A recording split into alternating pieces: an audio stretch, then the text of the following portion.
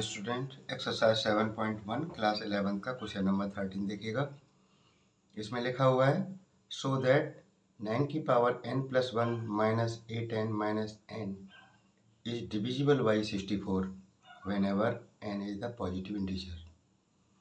तो हमें ये शो करना है कि जो ये दे रखा है ना, ये डिविजिबल है किससे? 64 से।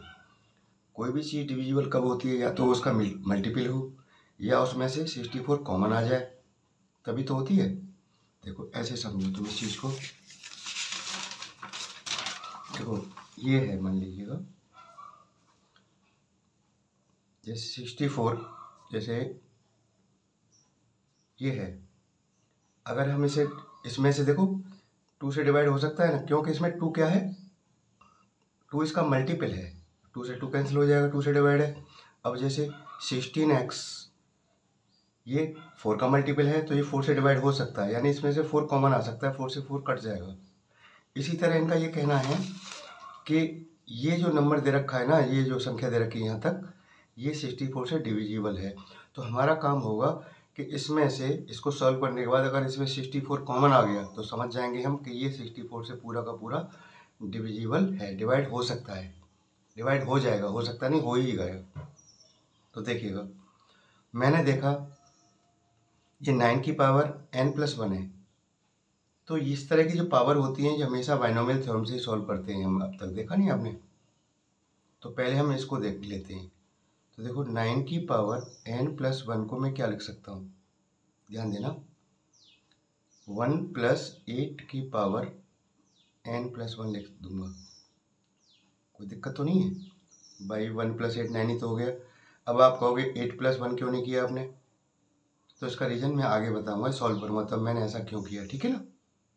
तो देखो, अब हमारा फार्मूला हमें पता ही, बाइनोमियल का general formula a plus B की पावर n होता है। तो कैसे करते हैं उसको? समीशन, यहाँ पे k इक्वल टू 0 से लेकर कहाँ तक जाते हैं? n तक, इंटू एन सी के इंटू ए की पावर n माइनस के इंटू बी की पावर k। यही तो होता है। अब देखो यहाँ a की जगह पे क्या है? मेरा 1 है। b की जगह पे क्या है? 8 है। और n की जगह पे n प्लस 1 है। सारी में डाल दूंगा मैं इसमें। तो 1 प्लस 8 की power n plus 1 is equal to summation K is equal to 0 से लेकर कहाँ तक जाना है हमें? n प्लस 1 तक। तो n प्लस 1 डाल दिया मैंने, ठीक है। n की जगह पे क्या लिखना है मुझे? n प्लस 1 लिखना है। तो यहाँ n की जगह पे क्या लिख दूंगा मैं? n plus 1 c। k की जगह पे k रहने दो, क्योंकि के तो हमारे क्या होता है? 0 1 2 3 ऐसे डालते थे, याद है ना। अब देखो यहाँ पर देखो, a की जगह पे क्या है? मेरा 1 है, 1 आ गया।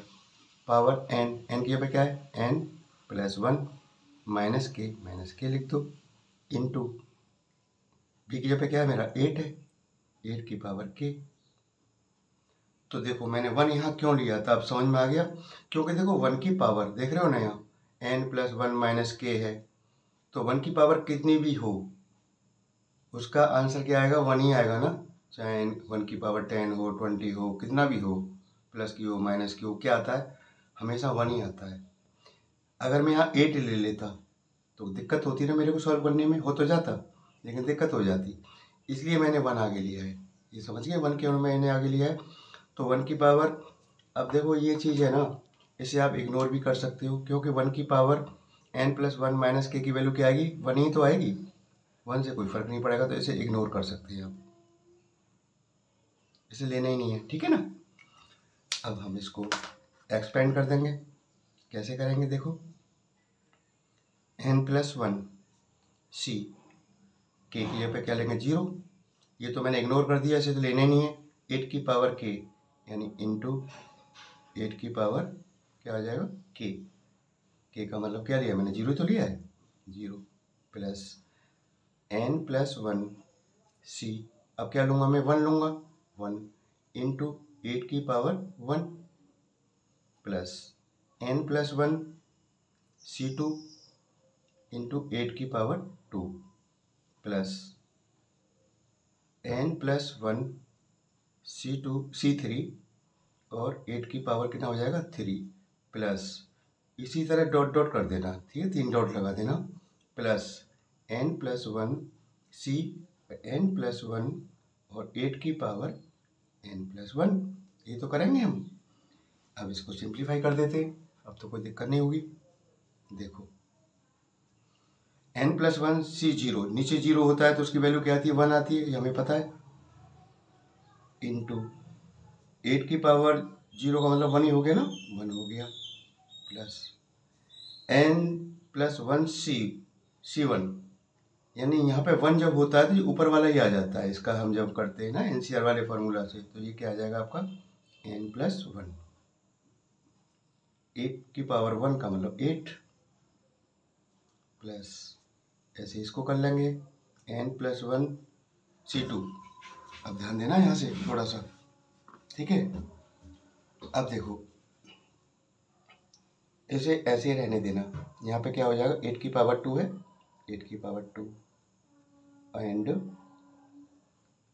n+1 c3 इंटू 8 की पावर 3 प्लस 3 डॉट लगा देना, ठीक है। अब देखो ये तो हमारा क्या चला आ रहा है, ये चला आ रहा है ना, 1 + 8 की पावर n+1 ही तो आ रहा है। अब देखो ध्यान से, क्वेश्चन बस होने को है आपका। इसे दोबारा से लिख दो, 8 + 1 का मतलब 9, 9 की power n+1 is equal to 1 1 जा 1 हो गया, 8 का अंदर मल्टीप्लाई कर दो, 8n प्लस 8 1 जा 8, 8 का मल्टीप्लाई किया है मैंने, इसमें कुछ नहीं किया है, ठीक है। इसको ऐसे रखने दो, n+1 c2 8 की पावर 2 प्लस n+1 c3 8 की पावर 3 प्लस डॉट डॉट, ठीक। अब देखना ध्यान से, 9 की पावर n+1 तो है ही है, 8n को मैं इधर लाऊंगा, काय का हो जाएगा, माइनस का ना हो जाएगा, इधर ले आ रहा हूँ मैं इसको, सबको माइनस का हो गया, ठीक है। अब 8 और 1 कितना हो गया, 9, 9 को भी इधर ले आऊंगा तो माइनस का 9, इधर क्या रह जाएगा, ये पूरा रह जाएगा।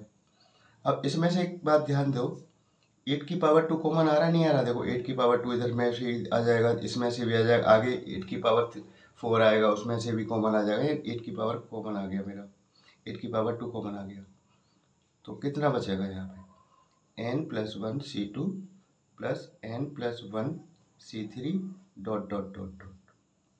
अब देखो ये क्या है मेरा, अब ध्यान देना, यही तो मेरा क्वेश्चन था, यही तो मेरा क्वेश्चन था, उन्होंने यही तो कहलवाया है, तो ये किसके इक्वल आ रहा है, इसके इक्वल आ रहा है, और इसमें 8 की पावर 2 का मतलब 64, यानी 64 का मल्टीपल है ये, इसकी वैल्यू क्या है, यही तो है। अब यहाँ से बात को आपको समझना होगा, लॉजिक इसका, ये इसके इक्वल है और इसमें 8 की पावर 2 कॉमन है, इसका मतलब ये 8 की पावर 2 का कॉमन मल्टीपल है, यानी 64 से डिवाइड हो सकता है ना, ये 8 की पावर 2 का मतलब 64 तो हो गया, तो आप लिख सकते हो hence it is divisible by 64, ये प्रूव्ड हो गया, सो हो गया हमारा। इसकी प्रैक्टिस करनी पड़ेगी बस आपको, ठीक है ना। एक लास्ट क्वेश्चन और है इसका, उसे भी देख लेते हैं, एक्सरसाइज खत्म हो जाएगी हमारी, देखिएगा।